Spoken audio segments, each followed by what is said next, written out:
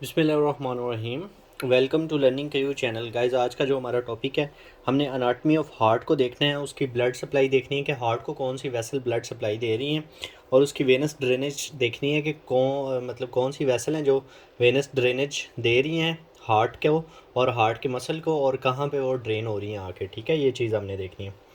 अगर मैं आपको अनाटमी की बात करूँ हार्ट की, तो पहले हमें पता होना चाहिए कि हार्ट कहाँ पे होता है। ठीक है, बेसिकली ये हमारे पास second and sixth intercostal space के दरमियान होता है। तो लोकेशन में इसकी लिखें second and sixth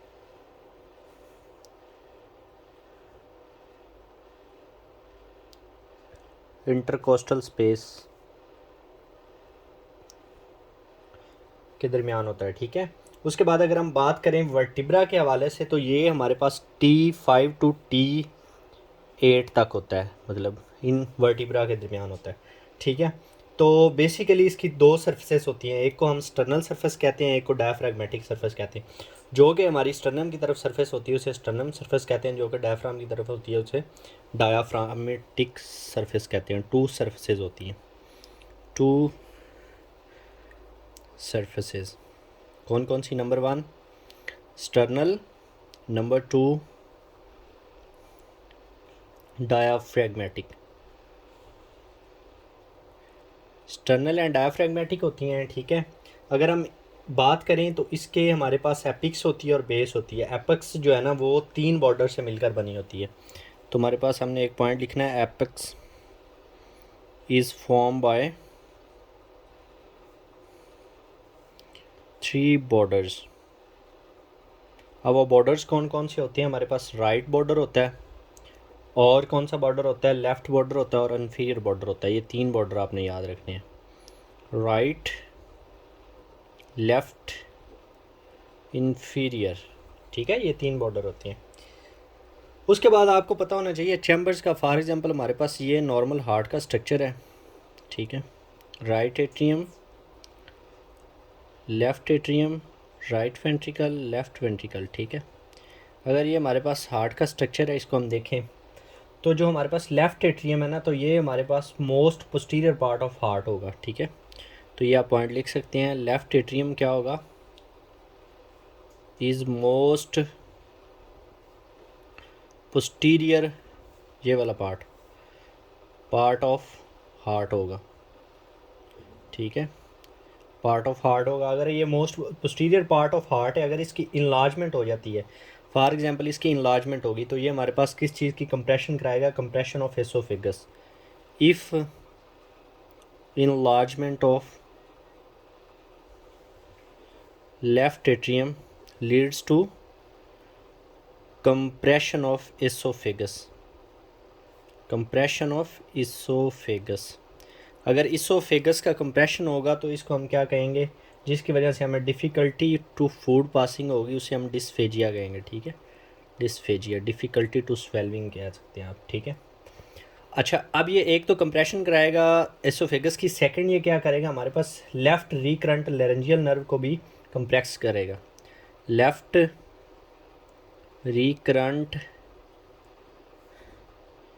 laryngeal nerve को। ठीक है, अब ये ब्रांच होती है हमारे पास बेसिकली वेगस नर्व की। किसकी ब्रांच होती है? वेगस नर्व की। ठीक है, और अगर इसका हमारे पास डैमेज होगा ना, तो हमारे पास एक सिंड्रोम आएगा जिसको हम कहते हैं ऑटनर सिंड्रोम। वो कौन सा सिंड्रोम होगा? ऑटनर सिंड्रोम। ठीक है, इसमें क्या होगा? हमारे पास हॉर्सनेस होगी। आपने इतना याद रखना, हॉर्सनेस जितना अहम है, ये बहुत मोस्ट इंपॉर्टेंट पॉइंट है, ये आपको पता होना चाहिए। उसके बाद अगर हम लेयर्स की बात करें, तो हार्ट की लेयर्स यूँ होती हैं, मैं आपको ड्रा करके बता सकता हूँ।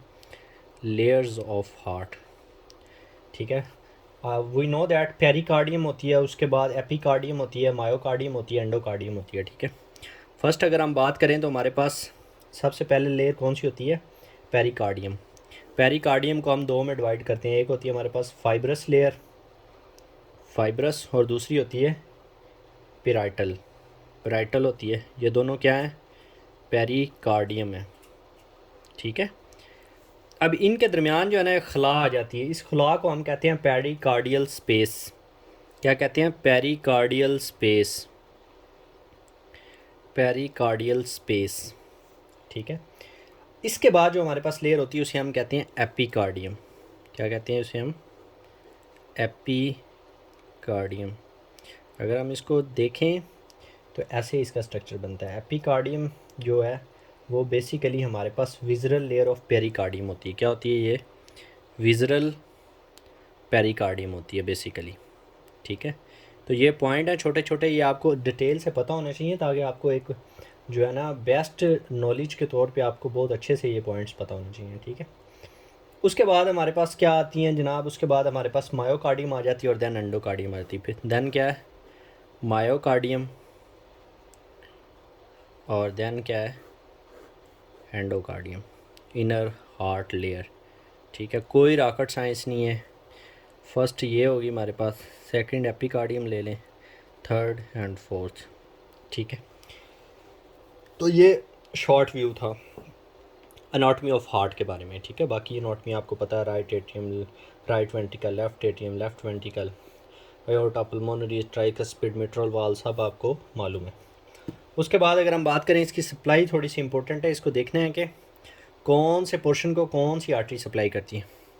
तो अगर हम इसकी ब्लड सप्लाई की बात करें, पहले ब्लड सप्लाई की बात कर लेते हैं, उसके बाद वेनस ड्रेनेज की बात कर लेंगे। ब्लड सप्लाई की अगर हम बात करें तो हमारे पास करोनरी आर्टरी होती है। पहले करोनरी आर्टरी क्या करती है, ये दो में डिवाइड होती है। अब ये दो कौन सी है, left coronary artery and right coronary artery. Done. अब अगर हम बात करें राइट करोनरी आर्टरी की, तो राइट करोनरी आर्टरी दो ब्रांचेस देती है। कितनी ब्रांचेस देती है ये आगे, पहली ब्रांच का नाम है राइट मार्जिनल आर्टरी। ये आपने याद रखना है, मैं शॉर्ट नेम लिख रहा हूँ, राइट मार्जिनल आर्टरी।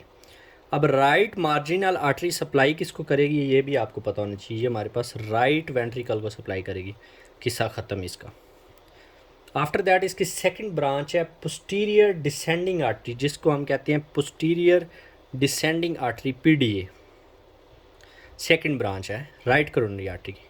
और राइट करोनरी आर्टरी जो खुद है वो एसए नोड और एवी नोड को सप्लाई देगी, ठीक है। ये आपको पता होना चाहिए, सप्लाई कर इसको करेगी एसए नोड और एवी नोड को। अगर हम पोस्टीरियर डिसेंडिंग आर्टरी की बात करें तो ये हमारे पास बेसिकली सप्लाई करेगी पोस्टीरियर 1/3 ऑफ इंटरवेंट्रिकुलर सेप्टम। किसको सप्लाई करेगी, posterior 1/3 inter ventricular septum.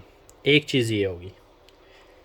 Second ये सप्लाई करेगी पोस्टीरियर 2/3 वॉल्स ऑफ वेंट्रिकल्स, मतलब वेंट्रिकल्स की वॉल को पोस्टीरियर 2/3 जो सप्लाई देगी, पोस्टीरियर 2/3 वॉल्स ऑफ वेंट्रिकल। ये एज इट इज़ आपको गाइस याद होनी चाहिए, आपसे कोई भी पूछ सकता है कि कौन सी आर्टरी कौन सा है, इस पर बहुत इंपॉर्टेंट है, एफसीपीएस लेवल तक आपको पता होनी चाहिए, ताकि फ्यूचर में आप कार्डियक सर्जन बनते हैं तो आपको एटलीस्ट सप्लाई का पता होना चाहिए। उसके बाद ये और क्या करेगी, पोस्टीरियो मीडियल पपिलरी मसल को भी सप्लाई करेगी। पोस्टीरियो मीडियल पेपिलरी मसल को सप्लाई करेगी, ठीक है।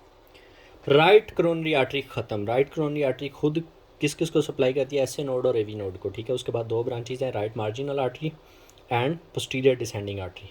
Right marginal artery right ventricles को, posterior descending artery posterior 1/3 interventricular septum, posterior 2/3 walls of ventricles and postero medial papillary muscle को supply करेगी, ठीक है। ख़त्म। नेक्स्ट आ जाएंगी left coronary artery. Left coronary artery भी सेम हमारे पास दो ब्रांचेस देगी, ठीक है। इसकी पहली ब्रांच होगी ना, उसको हम कहते हैं लाडा।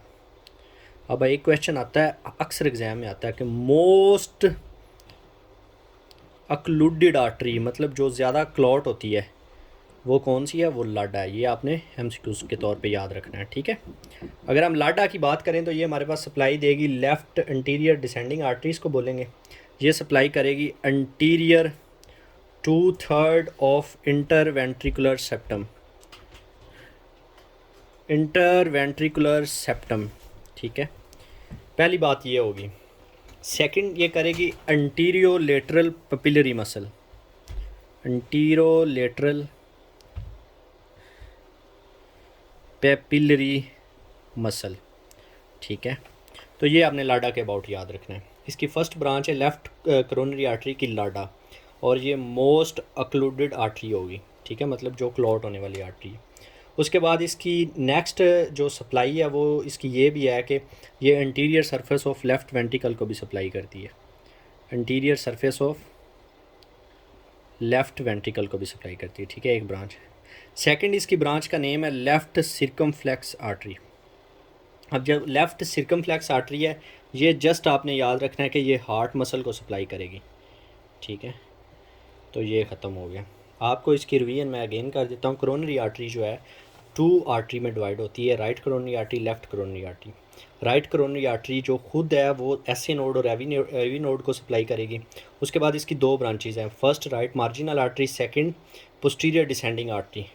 Right marginal artery right ventricle को सप्लाई करेगी, posterior descending artery posterior 1/3 interventricular septum and posterior 2/3 walls of ventricles and posterior medial papillary muscle को सप्लाई करेगी। इस तरह लाडा है मोस्ट कॉमन अक्लूडेड आर्टरी है कि अगर किसी आर्टरी में सबसे ज़्यादा क्लॉट होता है तो वो लाडा होता है। ये एमसीक्यूज आपने याद रखना है। उसके बाद इस ये इंटीरियर 2/3 ऑफ इंटरवेंट्रिकुलर सेप्टम को सप्लाई करेगी, interior surface of the left ventricle को भी सप्लाई करेगी और इंटीरियर लेटरल पेपिलरी मसल को, ठीक है। लाडा और पीडी है जो है ना, ये मसल्स को सप्लाई करेंगे, ठीक है। उसके बाद left coronary artery heart muscle को सप्लाई करेगी। जनरल आपने याद करना है, ठीक है guys. So thank you so much for watching my video. Please like, subscribe and comment.